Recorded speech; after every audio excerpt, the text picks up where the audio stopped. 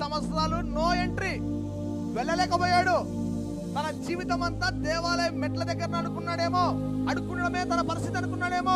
కానీ ఎప్పుడైతే దైవ జనులతో, అభిషక్తులతో, ఆత్మను పొందుకున్న వ్యక్తులతో తనకు కన్ఫ్రంటేషన్ జరిగిందో ఒక్కసారిగా అతని జీవితం తారుమారైపోయింది. అన్ని సంవత్సరాలు జరగనిది కొన్ని సెకండ్లలో తన జీవితంలో జరిగింది. Hallelujah. No medical science will explain that. ఎటువంటి డాక్టర్లు, మెడికల్ సైన్స్ దాన్ని ఎక్స్ప్లెయిన్ చేయదు. ఎందుకంటే పుట్టుకతో పుట్టివాడంటే ఏదైనా జెనెటిక్ లోపంతో పుట్టింటాడు, నరాల్లో బలహీనం ఉండదు, అతడు నడవడం చాలా కష్టము.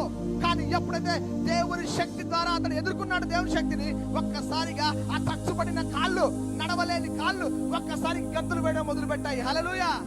గంతులు వేయడం మాత్రమే కాదు, కానీ దేవుని స్తుతించే నోరుగా అతని నోరు మారిపోయింది. హల్లెలూయా.